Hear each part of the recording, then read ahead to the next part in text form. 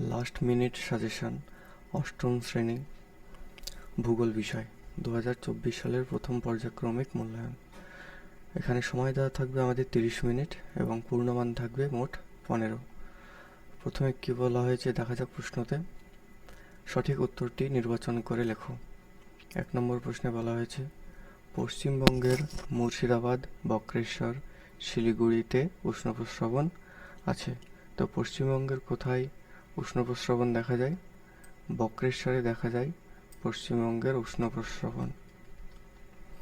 দ্বিতীয় প্রশ্নে কি বলেছে গুরুমণ্ডলের অন্তর্গত দুটি স্তরের মধ্যে ওপরের স্তরটি হলো ক্রোফেসীমা, নিফেসীমা, রেপিত্তি বিযুক্তি রেখা। তো গুরুমণ্ডলকে দুইটি স্তরে ভাগ করা হয়েছে, যার মধ্যে একটা হলো ক্রোফেসীমা এবং তার নিচেরটা হলো নিফেসীমা। আর এই দুটো স্তরের মধ্যে রয়েছে রেপিত্তি বিযুক্তি রেখা। তাহলে প্রশ্নে কী চেয়েছে গুরুমণ্ডলের অন্তর্গত দুটি স্তরের মধ্যে ওপরের স্তরটি হলো, তাহলে ওপরের স্তরটি হবে কোথায়? ওপরের স্তরটি হবে ক্রোফেসীমা। 3 নম্বর প্রশ্নে কি বলা হয়েছে গুরুমণ্ডল ও কেন্দ্রমণ্ডলের মাঝে রয়েছে লেহম্যান বিযুক্তি রেখা, রেপিত্তি বিযুক্তি রেখা, গুটেনবার্গ বিযুক্তি রেখা। তো গুরুমণ্ডল ও কেন্দ্রমণ্ডলের মাঝে রয়েছে গুটেনবার্গ বিযুক্তি রেখা।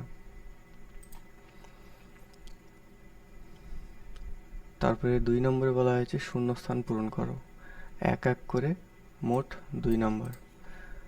এখানে প্রথম প্রশ্নে বলা হয়েছে শ্রীলঙ্কার উচ্চতম শৃঙ্গ। তো শ্রীলঙ্কার উচ্চতম শৃঙ্গের নাম হচ্ছে পেড্রো তালাগালা, বা একে পেড্রো পিকও বলা হয়। দ্বিতীয় প্রশ্ন বলা হয়েছে ভুটানের প্রধান ভাষা। তো আমরা জানি যে ভুটানের প্রধান ভাষা হচ্ছে জাংথা। 3 নম্বরে বলা হয়েছে টিকা লেখো যে কোনো একটি। দুটো প্রশ্ন দেওয়া থাকবে, তার মধ্যে একটি করতে হবে। 2 নম্বরের প্রশ্ন একটি করার জন্য 2 নম্বর দেওয়া হবে। প্রথম প্রশ্নে বলা হয়েছে নেপালের পর্যটন শিল্প। নেপালে কী ধরনের পর্যটন শিল্প হয় সেই সম্পর্কে লিখতে হবে। অথবা 2 নম্বরে বলা হয়েছে শ্রীলঙ্কার কৃষিজ সম্পদ, অর্থাৎ শ্রীলঙ্কায় কোন কোন ধরনের কৃষিজ চাষবাস করা হয় সেই সম্পর্কে লিখতে হবে। 4 নম্বরে বলা হয়েছে যে অনধিক 50টি শব্দে উত্তর দাও। বিকল্প প্রশ্নটি লক্ষণীয়। এখানে দুটি প্রশ্ন দেওয়া আছে, তার মধ্যে যে কোনো একটা করতে হবে। 3 নম্বরের প্রথম প্রশ্নে বলা হয়েছে প্রকৃতি অনুযায়ী আগ্নেয়গিরির শ্রেণীবিভাগ করো এবং প্রতিটি শ্রেণীর সংজ্ঞা ও উদাহরণ দাও। অথবা কোন অঞ্চলগুলি ভূমিকম্প প্রবণ, অর্থাৎ কোন অঞ্চলগুলিতে ভূমিকম্প বেশি হয়। 5 নম্বরে কি বলা হয়েছে 5 নম্বরে বলা হয়েছে অনধিক 40টি শব্দে উত্তর দাও। বিকল্প প্রশ্নটি লক্ষণীয়। একটি প্রশ্ন করতে হবে, একটি প্রশ্নের মান হচ্ছে 5। তো প্রথম প্রশ্নে বলা হয়েছে চিত্রসহ শিলাচক্র ব্যাখ্যা করো।